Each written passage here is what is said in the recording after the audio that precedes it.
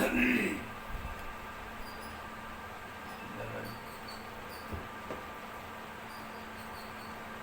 Guys, class 12 के लिए next topic है इक्विपोटेंशियल सरफेस। इक्विपोटेंशियल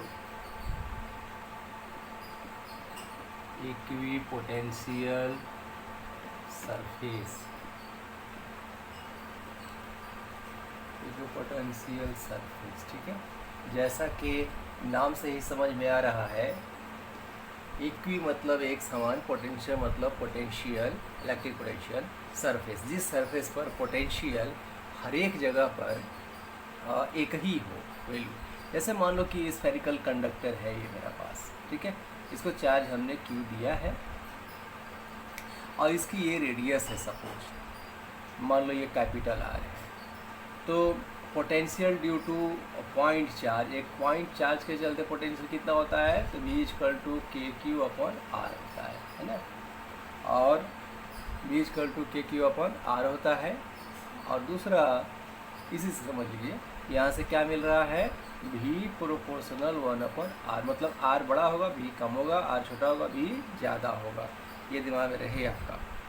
तो अब ये बताइए कि यहाँ पे एक पॉइंट ले, या इस सरफेस पे, इस सर्कल पे कहीं भी पॉइंट ले, स्फेयर है, चार्ज स्फेयर है ना, कहीं भी पॉइंट ले, तो इसमें हर एक जगह पर तो पोटेंशियल कितना हो जाएगा, V इक्वल टू के क्यू अपॉन आर, यही होगा। तो हर जगह पर पोटेंशियल तो एक ही होगा यहाँ। तो ये जो सरफेस है स्फेरिकल कंडक्टर का, ये क्या हो गया, इक्विपोटेंशियल सरफेस, क्योंकि हर एक पॉइंट पे हर एक potential at each and every point is same, equal, and therefore this is equipotential surface। फिर अगर मान लो कि हम कोई बड़ा डिस्टेंस पर लेते हैं, यहाँ तक का आर ले लेते हैं, यहाँ तक, इसका कोई सर्कल ड्रा कर दें, ठीक है, ये सर्कल ड्रा कर रहे हैं, तो इस पे भी अब इसके हर एक पॉइंट पर मार्क करिएगा, हर एक पॉइंट पर पोटेंशियल कितना हो जाएगा, तो सर V इक्वल टू के क्यू अपॉन आर, यही होगा हर एक पॉइंट पे। तो ये भी एक पोटेंशियल सरफेस हुआ। और इस तरह से अगर हम लोग बढ़ाते जाए रेडियस, तो फाइनली जो है कि ये कहीं ना कहीं जा कर के वो हो जाता है, इनफाइनाइट पर ज़ीरो हो जाएगा। लेकिन कुल मिला करके अब ये बात समझिए कि जितना सरफेस हम लेंगे इसके चारों तरफ, ये सब इक्विपोटेंशियल सरफेस हैं, है ना, जिनके हर एक पॉइंट पे पोटेंशियल एक ही है। लेकिन ये आपका एक अलग इक्विपोटेंशियल सरफेस हुआ, ये अलग हुआ, ये अलग हुआ, ये सब अलग अलग इक्विपोटेंशियल सरफेस, ये एक इक्विपोटेंशियल सरफेस है, ये एक है, ये एक है। ये नहीं समझना है कि सब एक ही पोटेंशियल पर है। अगर यहाँ पे कम डिस्टेंस है, यहाँ पे रेडियस कम है इतना, तो आर कम होगा तो क्या हो जाएगा, V ज़्यादा होगा। तो यहाँ पे सबसे ज़्यादा पोटेंशियल है, फिर उससे कम, उससे कम, उससे कम, कम होते होते ज़ीरो हो जाएगा इन्फिनाइट में जाके, क्योंकि आप यहाँ पे आर की वैल्यू इन्फिनाइट रखेंगे तो ये ज़ीरो दे देगा ना। इस तरह से बात समझ में आ रही है। अच्छा, दूसरी बात है, अगर ये चार्ज स्फीयर है तो इस पर इलेक्ट्रिक फील्ड लाइन्स का पैटर्न क्या होता है, सरफेस से निकलते हैं ये फील्ड लाइन्स। यहाँ से नहीं दिखाएंगे हम, इधर दिखा देखिए, ये सब क्या है, इलेक्ट्रिक फील्ड लाइन्स हैं। और इससे हमको क्या समझ में, electric field lines charge sphere के, चार्ज स्फेरिकल कंडक्टर पे क्या होते हैं, नॉर्मल होते हैं, नॉर्मल होते हैं सब लोग, ठीक है ना। इसका मतलब ये हुआ कि ये इक्विपोटेंशियल सरफेस था और कंडक्टर का सरफेस था, लेकिन वो इक्विपोटेंशियल सरफेस है जिस पर कि इलेक्ट्रिक फील्ड लाइन नॉर्मल है। इसका मतलब ये हुआ कि सभी इक्विपोटेंशियल सरफेस पे ये 90 पर होगा। सारे electric field lines are normal to the equipotential surface, ये बात। अच्छा, कुछ तीसरी बात यहाँ पर देखा जाए, उससे सही रहेगा, लिखते हुए चला जाए। The surface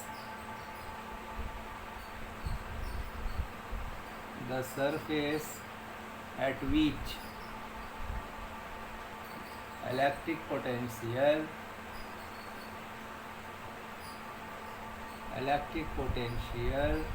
at each and every point,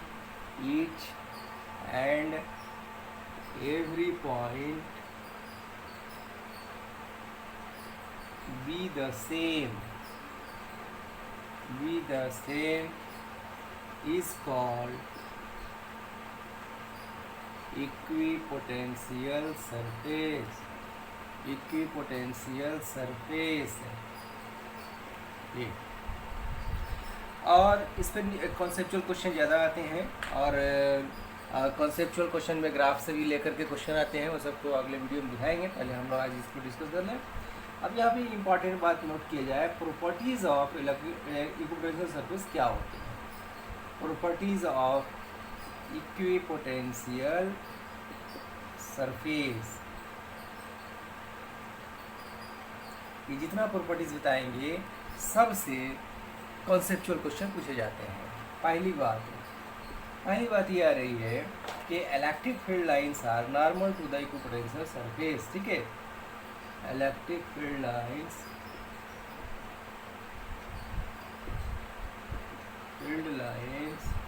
are normal to equipotential surface.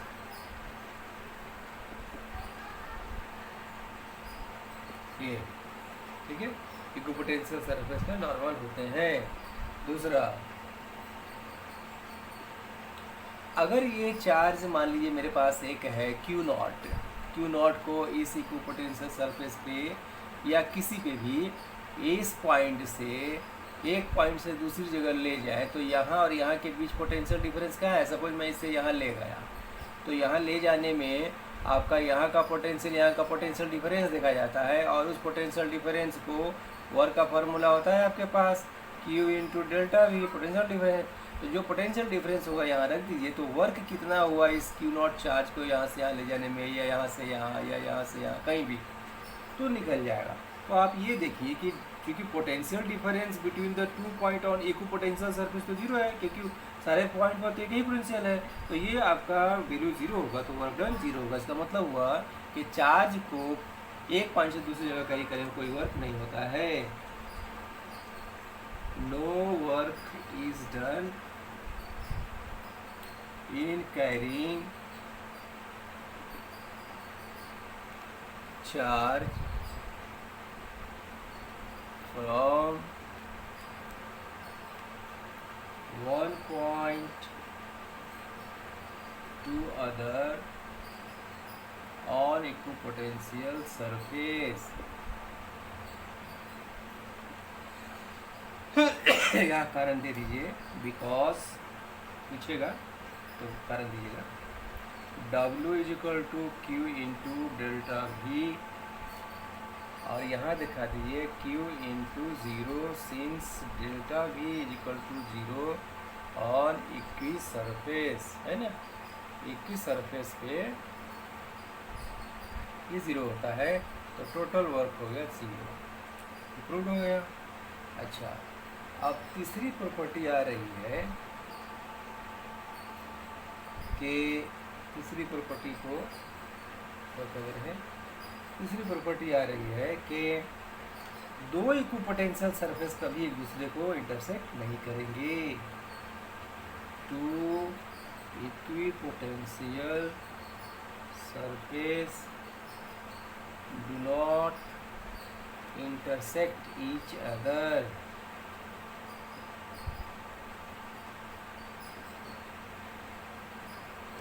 ठीक है, अगर ये इंटरसेक्ट करते हैं, इफ बिकॉज कर दीजिए, because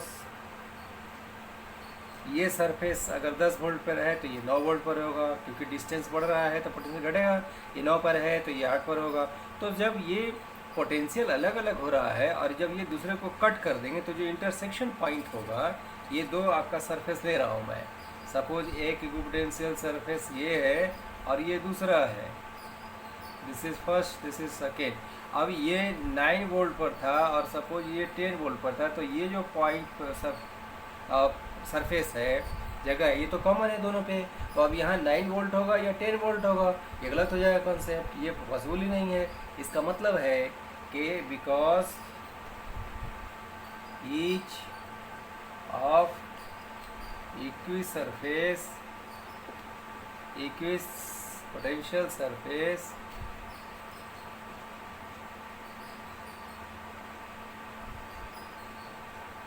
are at different potential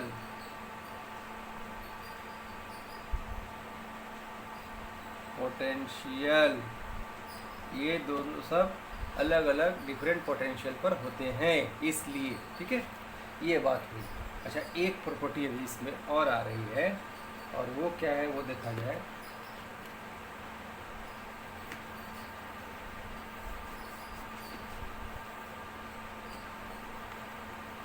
black pen से लिखने में बड़ा दिक्कत है, ये देखिए छूटेगा नहीं, और जो है कि खराब कर दिया।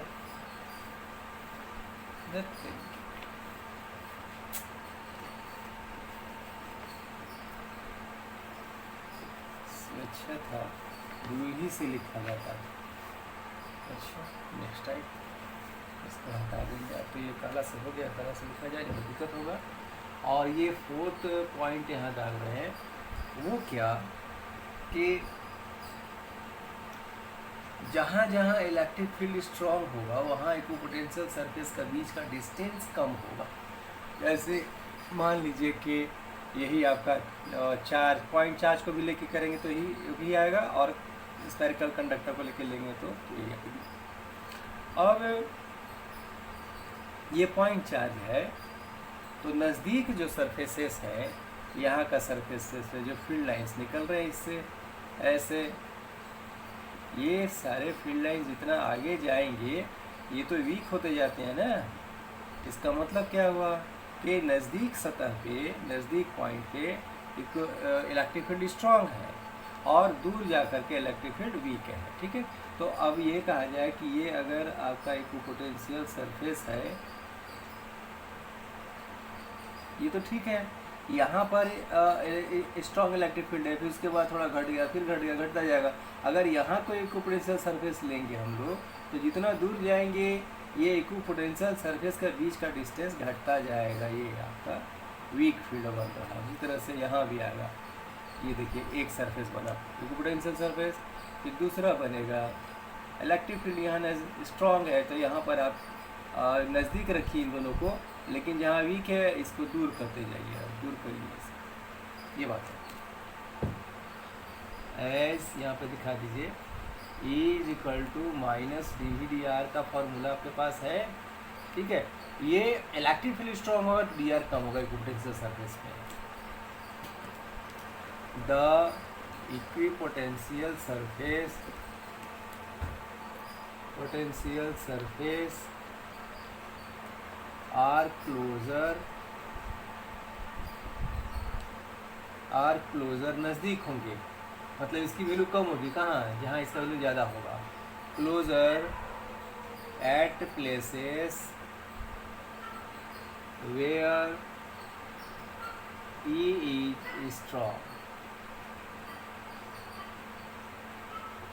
एंड वाइस वर्सा, और इसका उल्टा, जहाँ पे E कमज़ोर होगा, वीक होगा, वहाँ पे इक्विपोटेंशियल सरफेस का डिस्टेंस ज़्यादा होगा। ठीक है, और एक यहाँ पे लिख सकते हैं, no electric shock is observed,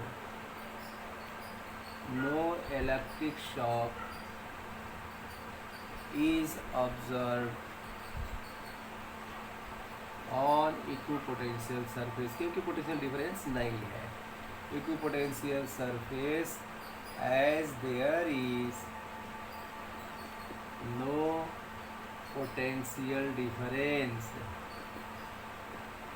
मतलब कि डेल्टा V = 0। ये हुआ इसकी प्रॉपर्टीज। ठीक है, अब हम लोग बात करते हैं,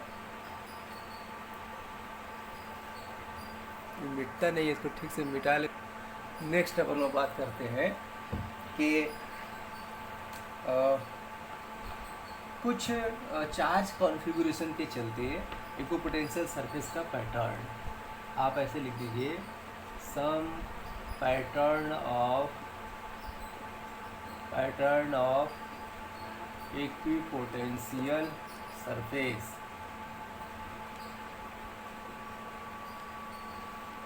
आपसे बोलेगा कि पॉइंट चार्ज के लिए इक्विपोटेंशियल ड्रॉ करिए, तो आप ऐसे करिएगा। पहला लिख रहा हूँ मैं, due two point charge.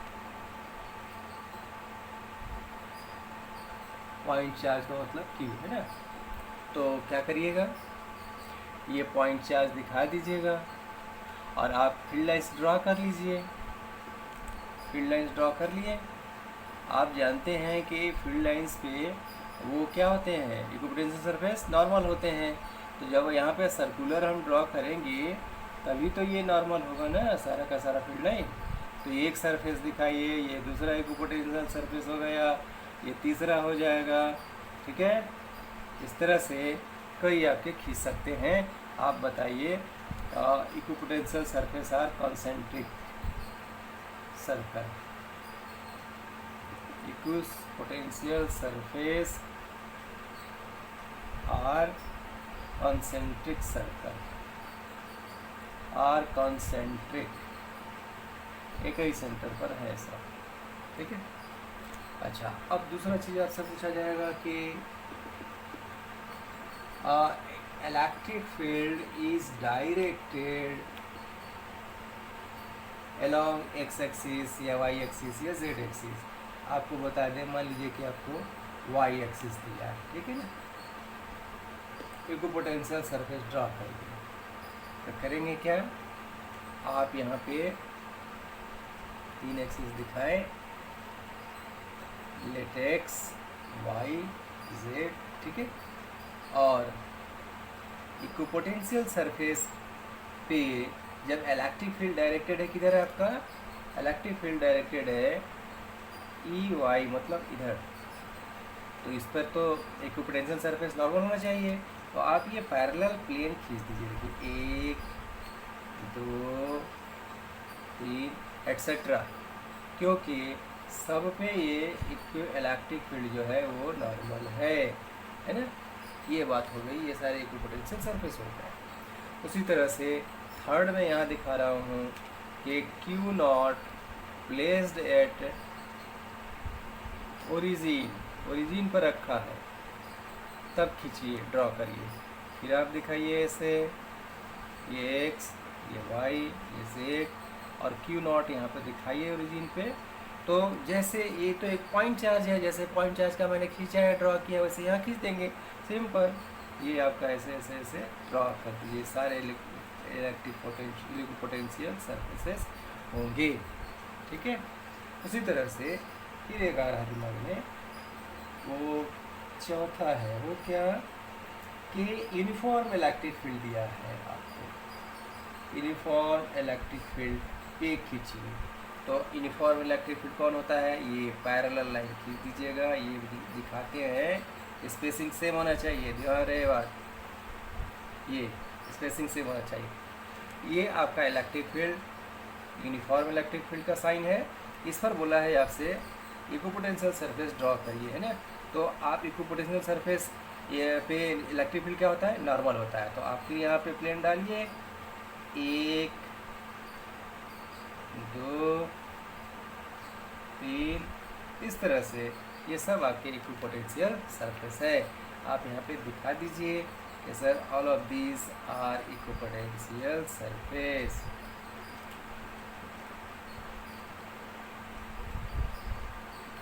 Equipotential surface सब है, ठीक है। अच्छा, एक इम्पॉर्टेंट और आ रहा है आपको, इलेक्ट्रिक डायपोल के चलते, है ना, उसको भी देख लिया जाए। अच्छा, अब ये चीज़ एक आपसे पूछा जाए कि एक मिनट पहले इसको कर लें, इसके बाद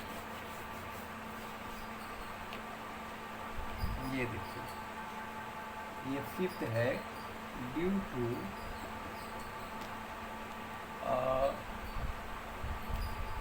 डायपोल भी कर सकते हैं, डायपोल ही करिए, ड्यू टू डायपोल, या फिर दोनों चार्ज को पॉजिटिव लेके दोनों चार्ज को नेगेटिव लेके के भी हो सकता है।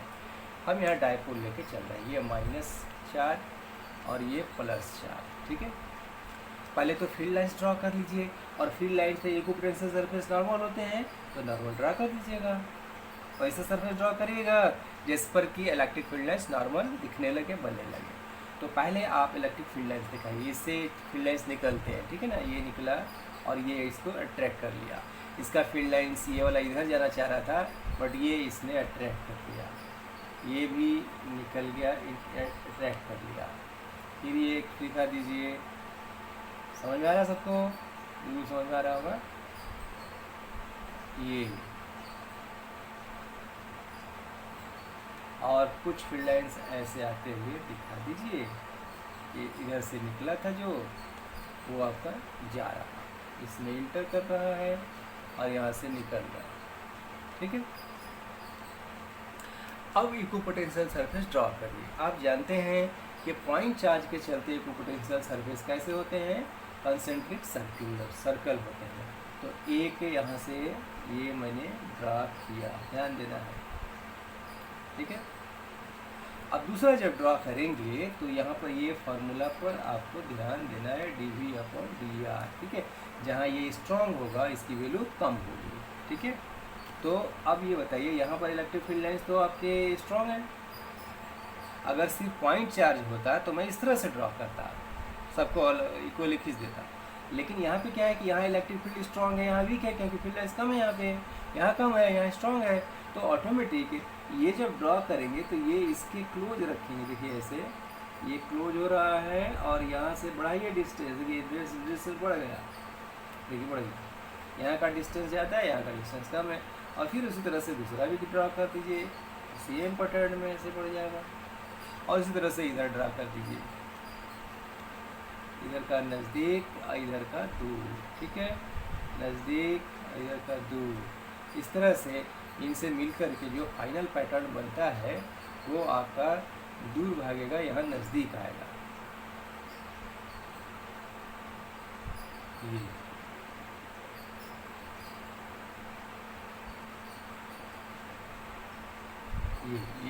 ये यार धंधा रहेगा, जैसे यहाँ पर कम है ऐसे धंसा रहेगा। तो ये सब आपके इक्विपोटेंशियल सरफेस हो गए और यहाँ पर इक्विपोटेंशियल सरफेस का कॉन्सेप्ट कंप्लीट होता है। नेक्स्ट टॉपिक हम लोग अब पढ़ेंगे और इन सब पे based conceptual numerical question, electric potential पे, इक्विपोटेंशियल सरफेस पे, इस तरह से। अच्छा, मैं एक बात बोल रहा था कि ये भी एक्सप्लेन करने का चीज़ है और इंटरेस्टिंग चीज़ है। अर्थ की इलेक्ट्रिक फील्ड ये डाउनवर्ड डायरेक्टेड होती है ना, ऊपर से नीचे की ओर, ये ग्राउंड है। तो यहाँ पे क्या है, इलेक्ट्रिक फील्ड डायरेक्टेड डाउनवर्ड है फॉर अर्थ। ग्राउंड पे ये फील्ड लाइन्स आके नॉर्मल बन रहा है ना, इसका मतलब ये इक्विपोटेंशियल सरफेस हो गया। और जब ये इक्विपोटेंशियल सरफेस हो गया तो ऑटोमेटिक है कि यहाँ पे पोटेंशियल डिफरेंस 0 है। और इसलिए हम कहीं से भी जाए, ये आदमी आपका कहीं जाए, यहाँ से यहाँ कहीं भी आए, इसे इलेक्ट्रिक शॉक नहीं लगता है, ठीक है, क्योंकि पोटेंशियल डिफरेंस 0 है। हम घर से बाहर निकलते हैं, एनसीईआरटी में क्वेश्चन है कि हम घर से बाहर निकलते हैं तो हमको इलेक्ट्रिक शॉक क्यों लगता है, जबकि अर्थ की अपनी इलेक्ट्रिक फील्ड है, सब कुछ है। तो आप बताइएगा कि अर्थ का जो ग्राउंड है उस पर electric field lines due to earth charge directed downward है, इस तरह से है। And field lines are normal to the ground surface and therefore ground surface is equipotential surface and therefore delta V 0 and hence we do not get any electric shock. ये बात बताइएगा। Thank you.